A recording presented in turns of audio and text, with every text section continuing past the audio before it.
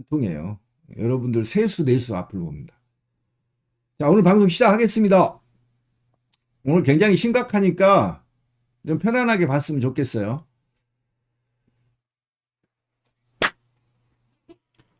네, 오늘 드디어 집권 여당인 국민의힘이 당대표 선거와 지도부들을 총선거를 완료했습니다. 그런데 이 과정에서 9년 만에 대통령이 직접 전당대회를 참여해서 자신의 세를 과시하는 단계까지 이르렀고요. 그 다음에 거기에서 향후에 정당이 어떻게 운영돼야 된다는 운영 로드맵까지 제시하는 엄청난 일이 벌어졌습니다.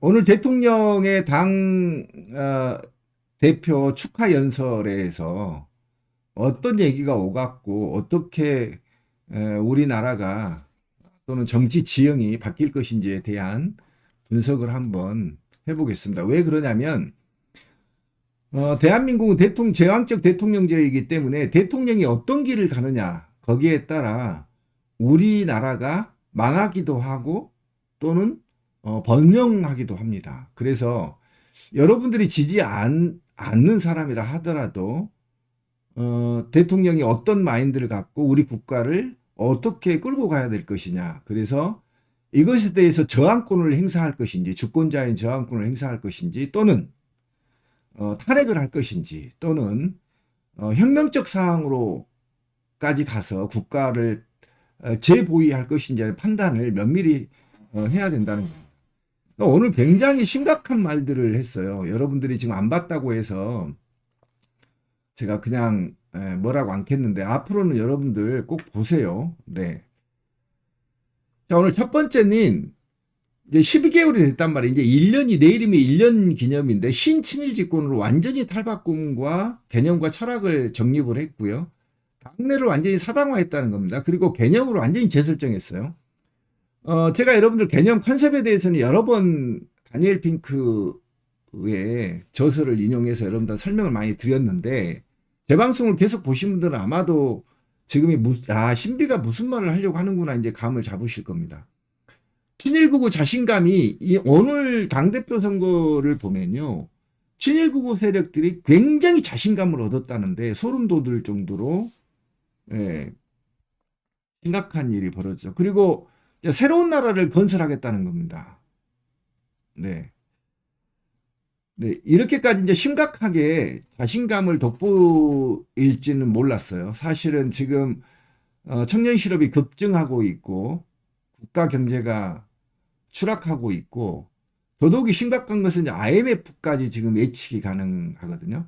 이번에 일본과 미국의 반도체 정상회담을 통해서 어떤 결론을 낼지 모르겠지만 윤석열 대통령의 지금까지 1년 동안 해온 것을 보면 완벽하게 반도체 외교가 폭망하게 될 겁니다. 그런데도 자신감을 내보탰단 말이에요. 굉장히 심각한 문제죠. 그 다음에 이제 부패 기득권을 척결해야 된다고 하고 부당한 세력들을 척결해야 된다는 걸 선언했어요. 그러니까 한번 보면 좀 이렇단 얘기입니다. 오늘 어쨌든 연설을 여러분들 이거를 안 보고는 제가 방송을 못 해요. 그러니까 여러분들이 듣기 싫어도 들어야 되거든요. 그래서 대통령 연설부터 지도부들이 연설에 어떤 얘기를 오갔는지 한번 들어보는 걸로 해보겠습니다. 나가지 마세요. 나가면 손해입니다, 여러분.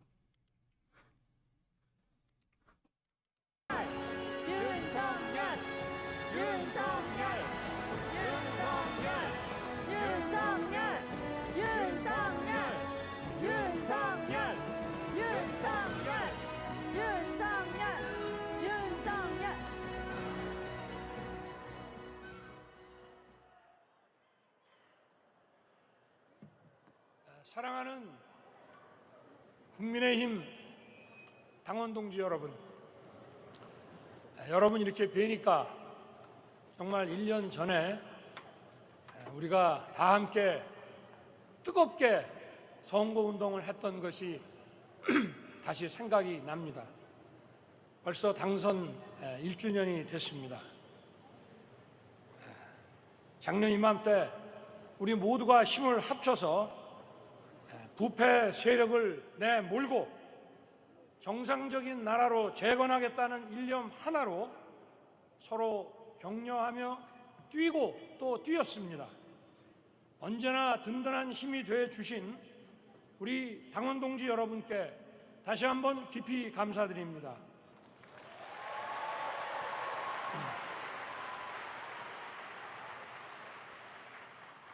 또 어려운 시기에 당을 이끌어 주신 정진석 비대위원장님, 주호영 원내대표님을 비롯한 지도부 여러분 고생 많으셨습니다.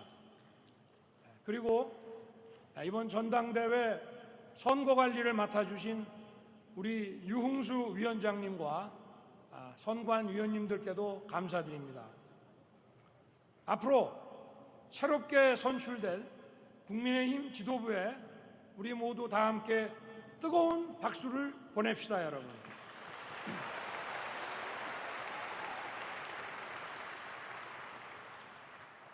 사랑하는 당원 동지 여러분, 정부가 출범한 지 어느덧 10개월이라는 시간이 흘렀습니다. 저는 그동안 우리의 헌법 정신인 자유와 연대의 가치를 역설해 왔습니다. 민간의 자율과 개인의 창의 존중, 자유와 공정의 출발점인 법치, 첨단 과학기술 혁신과 국가 전략 산업의 육성, 사회적 약자를 더욱 두텁게 지원하는 약자 복지, 보편적 가치를 공유하는 국가들 간의 연대와 협력, 그리고 강력한 국가 안보 태세를 강조해 왔습니다. 이 모두 무너진 자유민주주의와 시장경제 체제를 바로 세워달라는 국민의 목소리, 강력한 국가 안보를 통해 평화를 지켜달라는 국민의 목소리에서 시작된 것입니다. 이제 우리는 더 강력하게 행동하고 더 빠르게 실천해야 합니다. 과거의 낡은 이념에 기반한 정책, 기득권 카르텔의 부당한 지대 추구를 방치하고서는 한치 앞의 미래도 꿈꿀 수 없는 것이 우리 현실입니다. 시장이 자유롭고 공정하게 작동할 수 있도록 우리의 제도를 선진 글로벌 스탠다드에 맞춰야 됩니다. 국민을 고통에 빠뜨리는 기득권 이권 카르텔은 확실하게 뿌리 뽑아야 합니다.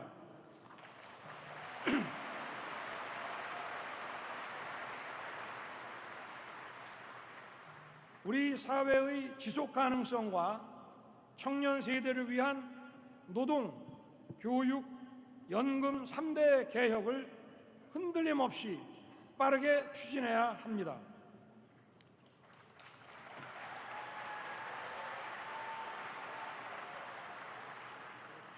노조 회계의 불투명, 산업 현장의 고용 세습, 폭력과 불법에 단호하게 대처하고 이를 바로 잡아야 합니다.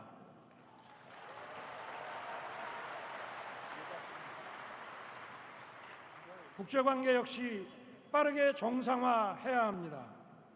보편적 가치를 공유하는 국가 간 연대와 협력은 국제사회에서 우리의 생존과 국익뿐 아니라 우리 헌법 가치인 자유민주주의 시장경제와 직결된 문제입니다. 무너진 한미 동맹을 재건하고 한일 관계를 복원하는 것 역시 마찬가지입니다.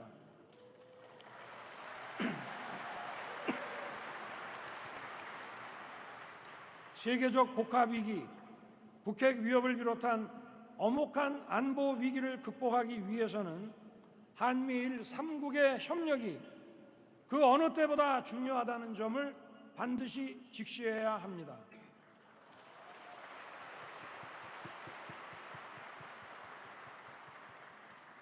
존경하는 당원 동지 여러분, 우리의 미래는 결코 저절로 오지 않습니다. 기득권의 집요한 저항에 부딪혀도 미래 세대를 위한 길, 나라 혁신을 위한 길을 결코 포기하거나 늦춰서는 안 됩니다.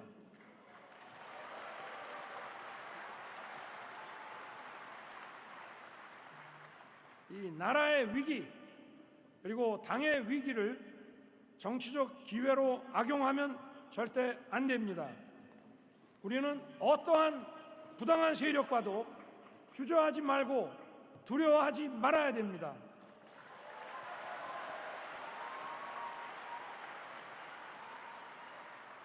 그것이 우리 당이 국민으로부터 더욱 사랑받는 길입니다. 우리 국민의 힘에게는 대한민국의 자랑스러운 성취를 이끌어온 저력이 있습니다.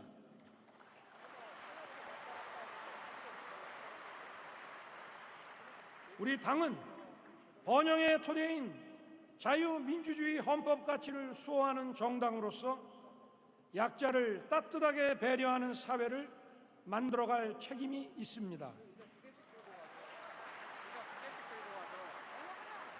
또 국제사회의 리더 국가로서 우리와 세계 시민의 자유를 확장하고 국제사회의 평화와 번영을 이끌어갈 책임이 있습니다.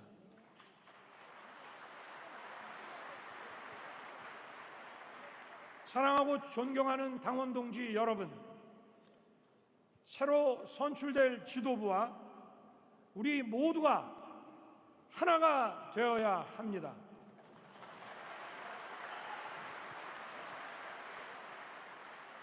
우리 국민의힘 당내 선거에서는 승자도 패자도 없습니다.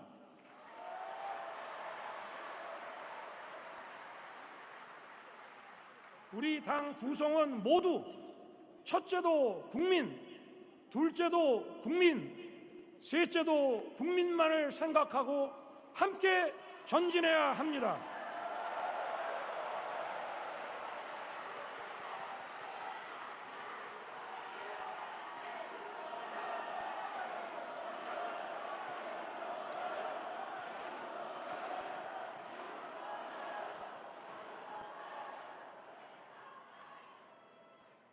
사랑하는 당원 동지 여러분, 우리 모두 힘을 합쳐 다시 대한민국 새로운 국민의 나라를 만들어 갑시다. 감사합니다.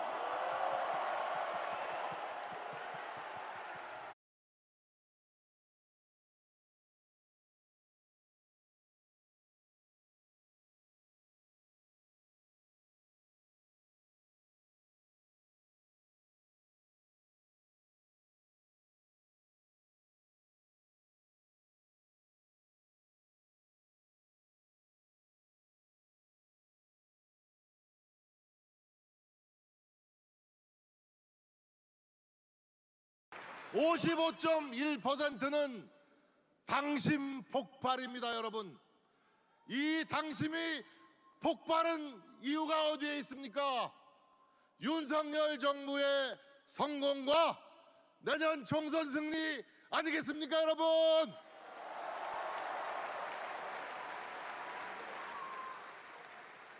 우리의 간절한 소망을 이루어준 윤석열 대통령에게 여러분 뜨거운 박수 보내주시기 바랍니다. 대통령이 안 계셨더라면 우리가 감히 우리의 간절한 소망을 이루기는 어려웠다라고 생각합니다. 우리 윤석열 대통령과 함께 새로운 지도부와 함께 힘찬 전진을 기약합시다. 우리는 정권교체의 완성을 내년 4월 10일 국회의원 총선거를 통해서 이렇게 해야 합니다.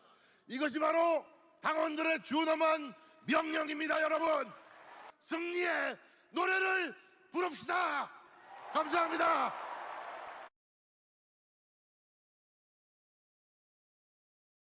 완전한 정권 교체는 내년 총선에서 우리가 압도적인 일당이 돼야만 윤석열 대통령께서 간절히 바라는 교육개혁, 연금개혁, 노동개혁을 완수해서 우리 미래 세대들의 앞날을 보장할 수 있는데 여러분 틀림없죠?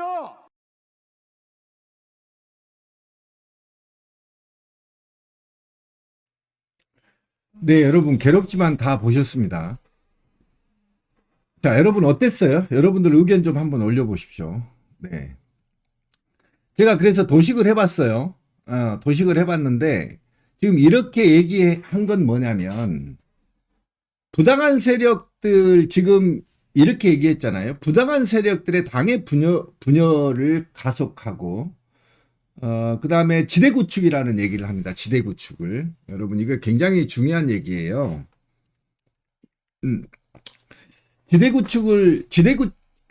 기득권 카르텔에 그죠? 기득권 카르텔의 지대구축을 막아야 된다고 하잖아요. 네. 그죠? 제가 얼굴을 좀 가리겠습니다. 확대하기 위해서. 자, 부정부패와 기득권, 부정부패 기득권을 척결하고 지대구축을 막아야 된다는 겁니다. 이게 무슨 얘기냐면요. 진보 민주 세력들이 우리가 진보 민주 세력들이 기득권인 것이고요. 부패한 기득권이죠. 폭력적 기득권이 되는 것이고요. 자기들이 수구 기득권들이 국가를 다시 세워야 된다고 주장을 하고 있는 겁니다. 이게 그냥 안 듣고 지나갈 수 있어요? 자, 보세요. 우리는 그러면 지금 민주당과 진보 민주 세력들, 노동 세력들은 모두 다 시민사회는 부패 기득권 세력들이라는 겁니다. 그래서 이들을 척결해야 되고, 이들을 척결해야 되는 이유가 지대구축을 막아야 된다는 겁니다. 이 말은 무슨 말이냐면 진보 민주 정치가 저변에 확대되는 것을 막겠다는 겁니다. 여러분 이걸 안 듣고 그냥 가요? 보세요. 자, 그 다음에 국제관계를 정상화시켜야 된다고 했죠. 국제관계를 정상화시켜야 된다고. 그죠? 국제관계 정상화. 그렇다고 한다면 문재인 정부가 이루었던 국제관계를 기득권 카르텔로 주장하고 반자유민주주의 체제라고 주장을 하는 거예요. 그래서 망가진 국제관계를 복원해야 된다고 하면서 직접 국제관계 복원을 되는 게 붕괴된 한미관계와 한일관계를 다시 복원해야 된다고 얘기를 해요. 그러면 중국과 러시아와 북한은 적대관계가 되는 거잖아요. 이들이 바로 이런 사상들이 지대구축을 막아야 된다는 겁니다. 이런 것이고요. 그리고 이들이 저항을 하더라도 당원들과 똘똘 뭉쳐서 이들을 물리쳐서 새로운 국가를 건설해야 된다는 거예요. 어찌 이거를 그냥 놓칠 수 있죠? 이거를 그냥 놓치면 평론가가 안 돼요. 여러분들이 100여 명이 나갔지만 저는 나가지 말라고 분명히 말씀드렸죠. 안 들어보면 무슨 말인지 몰라요. 이걸 이해해야 싸울 수 있는 힘이 생기는 거죠. 완전히 복원됐다는 것이고, 그래서 지금 민주당은 기득권이고, 지금 민주노총과 한국노총은 기득권이며, 그 다음에 시민사회단체도 기득권이라는 겁니다. 이 기득권들이 저변 확대를 확대하는 걸 막기 위해서 노동개혁과 교육개혁, 종교주를 때려잡겠다는 거죠. 교육개혁을 때려잡고, 그 다음에 복지국가의 달달한 맛을 근본적으로 보고 있는 국민연금을 완전히 삭감해버리겠다는 겁니다. 이게 소름 돋아지는 거죠, 여러분. 그래서 우리를 부패한 세력이고 기득권 카르텔로 규정을 하죠. 민주당을 그렇게 규정하고 시민사회 노동을 그렇게 규정해버린 겁니다. 그러니까 완전히 두 개로 쪼개버린 겁니다. 지금 나라를, 대통령이. 자, 그 다음에 또 하나가 있어요. 무서운 게. 부당한 세력이라고 하잖아요. 당의 분열을 한 세력들. 이것들이 나라의 위기에 당과 나라의 위기를, 그러면 당은 위기가 없죠. 그러면 당정 일체론을 얘기하는 거잖아요. 여러분 잘 들어보세요. 다시 한번 말씀드릴게. 나라의 위기는 그렇다고 쳐요. 지금 국제관계가 그렇다고 치는데 당의 위기가 있나요? 당의 위기가 뭐 누구의 위기입니까? 본인의 위기잖아요. 본인의 위기를 말하는 겁니다. 본인. 그죠? 그래서 본인을 공격한 자는 부당한 세력으로 규정을 했죠. 그러면 본인을 공격한 자는 누구입니까? 당내. 안철수, 이준석, 천하람, 황교안이죠. 그 다음에 등등. 자기를 공격하는 세력들은 모조리 척결해버리겠다는 겁니다. 됐어요? 그러니까 한쪽으로는 부패한 기득권 카르텔을 없애버리고 한쪽으로는 부당한 세력들이 당내에서 당의 위기를 정치적 발판으로 삼는 자, 그들을 제거하겠다고 선언한 거예요. 비운파를 완전히 숙청하겠다는 겁니다. 그래서 당의 위기를 정치적 기회로 악용하는 자는 척결하면서 당정 일체론을 내세우는 겁니다. 완전히 사당화가 이루어진 거죠. 그죠? 이해 가십니까? 그래서 보세요.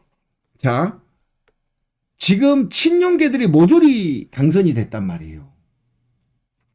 그리고 조중동 스타들이 다 당선이 됐어요. 김재훈 정편 스타들이죠. 친윤계이면서 그 친윤계에서도 유튜브에서 활약한 사람들은 다 떨어지고요. 종편에 나갔던 사람들, 종편 스타들만 당선이 됐단 말이에요. 그러니까 완전히 친윤체제로 다 돼버렸단 말이에요. 완전히 사당화 됐죠. 그러니까 기분이 좋았던 거야. 그러니까 이것도 어퍼컷도 날리고 난리가 난 거죠. 그리고 거기에 나와 있는 사람들이 모조리 다 마치 김정은을 보듯이 계속 박수를 치고 그 얼굴들을 한번 보세요. 그리고 지도부들의 얼굴들을 한번 보세요. 소름 돋는 거죠. 거기에 동조한 겁니다. 그러니까 당내의 반대파들을 제거하고 진보 민주 세력들을 거세해버리는데 열광하고 있다는 겁니다. 완전히 국가가 두 개로 쪼개져 버렸죠. 그러면 예측해 볼 수 있죠. 이제 이준석과 반윤 세력들은 거의 거세할 거다. 당내에서 완전히 제거될 거다. 그런 거고 앞으로 민주 세력들은 무차별 짓밟을 거다. 당을 장악한 세력들이 법과 행정력을 통해서 완전히 진보 민주 세력들을 짓밟아 버리겠다는 선언을 한 거예요. 그래서 그것을 토대로 나라를 완전히 새롭게 구축하는데 어떤 나라를 구축할 거냐면 완벽하게 일본과 미국의 우방국으로서의 정착, 그리고 진보 민주정치, 복지 정책들을 모조리 다 후퇴시키겠다는 것이고요. 그 다음에 더 이제 큰 문제는 이들을 기반하는 세력들이 어떻게 되냐면 조중동을 중심으로 한 종편 극우 세력들이 결합이 돼서 재벌 언론과 친일 누라이트, 신친일파, 수구 세력들이 똘똘 뭉쳐서 새로운 나라를 만들자는 겁니다. 이해했어요? 자, 새로운 나라 건설론이 나왔죠. 새로운 나라 건설론이 나왔는데 여기에는 친일, 친미, 그죠? 그 다음에 진보 정치의 말살이 나오는 거잖아요. 이제 이해 갔어요? 자, 이렇게 된 데에서 여기에 토대는 재벌 언론과 친일 누라이트, 신일, 친일파 수구 세력들이죠. 그 다음에 완전히 사당화가 완료가 됐고 당정 일체론이 됐고 완전히 5명이 모두 다 친윤파로 됐고 친윤파 제거하고 이게 자민당 모델입니다. 일본의 자민당 모델이에요. 진보 민주 세력들을 잘 보세요. 80년대 일본의 자민당이 집권하고서 제일 먼저 했던 게 뭐냐면 역사 왜곡이었습니다. 역사 왜곡을 하기 위해서 일본의 종교조를 거의 풍지박살을 내버립니다. 그래서 일본의 종교조를 풍지박살을 내면서 기미가요인가요? 기미가요를 학교에서 부르게 하고 종교조들을 완전히 거세시켜버립니다. 그러고 나서 교과서를 왜곡하고 완전하게 우경화에 성공하게 되죠. 그래서 지금 30대, 40대들이 일본의 30, 40대들이 또는 50대까지가 60대, 70대보다도 더 우경화되어 있다는 거야. 그러니까 완전히 자민당 모델로 지금 제 말이 맞았죠, 여러분. 자민당 모델로 한국의 보수 세력을 극우 세력으로 끌고 가는 겁니다. 그래서 아까 그것이 보면 전체주의적 성격을 갖고 있죠. 굉장히 소름 돋잖아요. 완전히 전체주의적 성격을 갖고 있잖아요. 해맑게 웃으면서 대통령을 바라보면서 마치 북한 인민들이 김정은을 바라보듯이 네. 그렇게 바라보고 있다는 겁니다. 그러니까 전체주의적 성격으로 전환되고 있다는 거예요. 이해 가시죠? 자, 그 다음에 보세요. 레미제라블이 나왔잖아요. 레미제라블의 민중의 노래가 입장할 때 나왔거든요.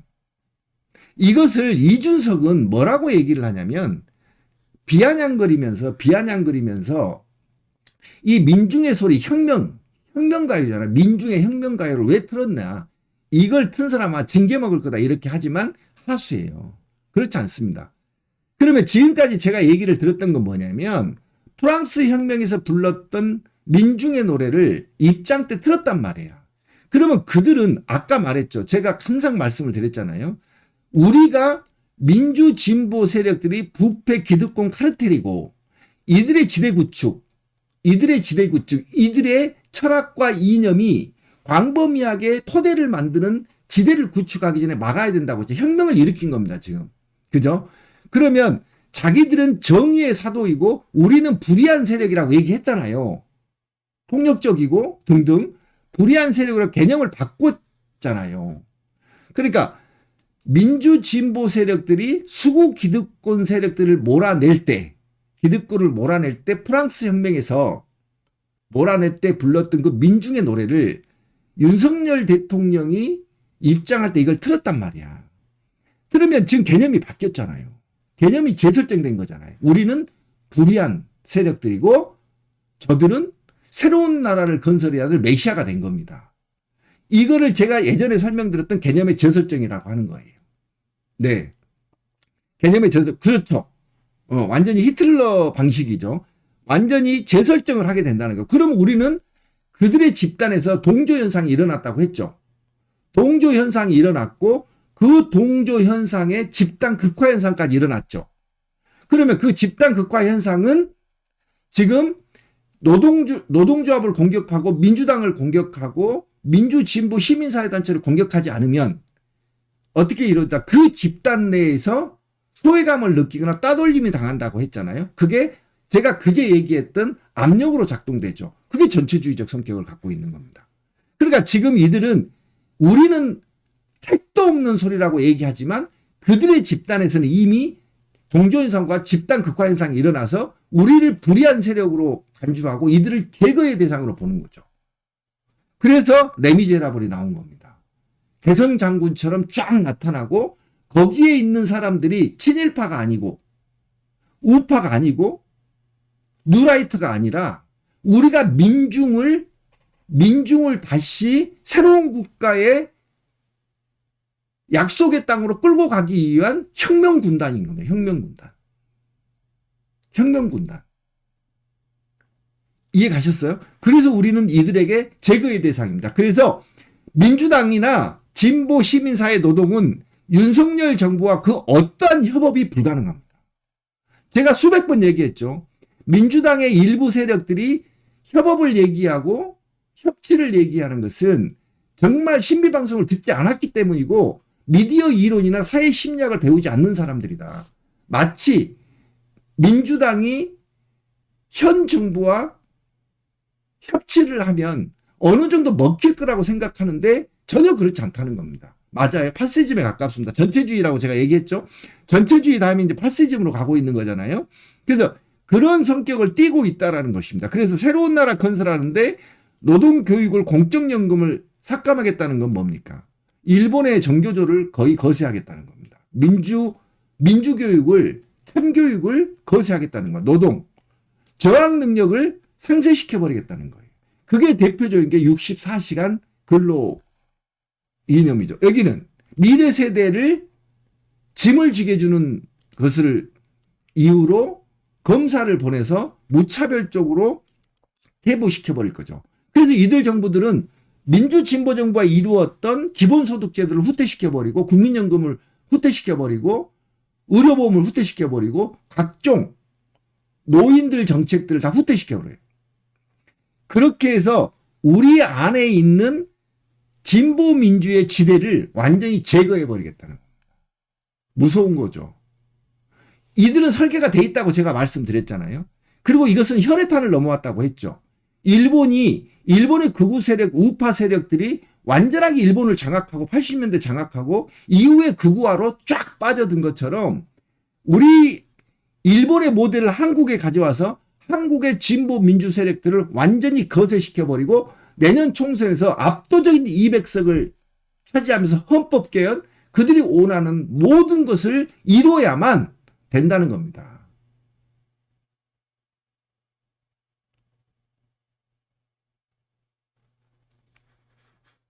이제 오늘 전당대회에서 대통령이 던지는 메시지가 얼마나 무서운 메시지였고, 여러분들이 어떻게, 민주당이 어떻게, 시민사회가 어떻게, 노동이 어떻게 나갈 방향을 명확하게 제시해주고 있는 거죠. 그러면 이렇게 때리면 어떻게 되는 거죠? 이제 대통령이 대놓고 얘기를 하니까 충북지사 같은 경우는 나는 충북지사, 나는 친일을 하려다. 그렇죠. 이게 굉장히 동조현상이라고 했죠. 이렇게 하지 않으면 소외감을 느낀다고 했죠. 그래서 이 집단에 들어가야만, 윤석열 품으로 들어가야만 안정감을 느낀다고 했잖아요. 인간은 사회적 동물이기 때문에. 말씀드렸죠. 그렇기 때문에 친일을 하려다 했죠. 또 목사가, 세종시의 목사가 일장기를 걸어버리죠. 그리고 일장기를 걸어서 이것도 모자라서 기자회견까지 합니다. 내가 걸었다. 당당하죠. 대통령이 친일을 국민으로부터 당당하게 할 수 있는 모티브를 제공해버린 겁니다. 그럼 우리나라는 이제 일본의 집권 이데올로기를 모델로 한 한국의 극우 세력들이 출현한 거죠. 그들이 말하는 새로운 국가 건설론. 그래서 정의당이 이 보수 진영을 차지하려고 한 거예요. 이제 이해가 쪽 갑니까? 그리고 민주당을 어디로? 진보 좌파로 쪽 몰아버리는 거죠. 그래서 부패하고 386 중심의 구태하고 아재 정당으로 이미지를 더 씌워서 밀어버리는 거죠. 이해 가시죠? 그래서 일본의 민주당처럼 몰락하게 만들어버리는 거죠. 소수로 약 50석 미만의 지역 극소 정당으로 취급해버리고 자신들이 약 250석에서 200석을 차지하면서 이 나라를 극우 진영으로 쭉 끌고 가려고 하는.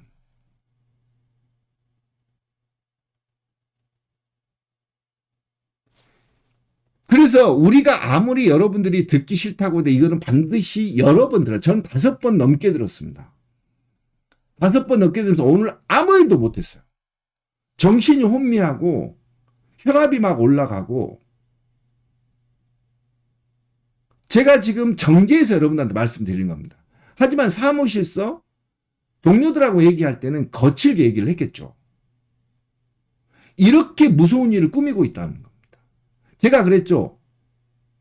윤석열 대통령의 참모가 하나가 있다. 자, 그러면 마지막으로 치닫겠습니다. 지금 오늘 이제 한동훈의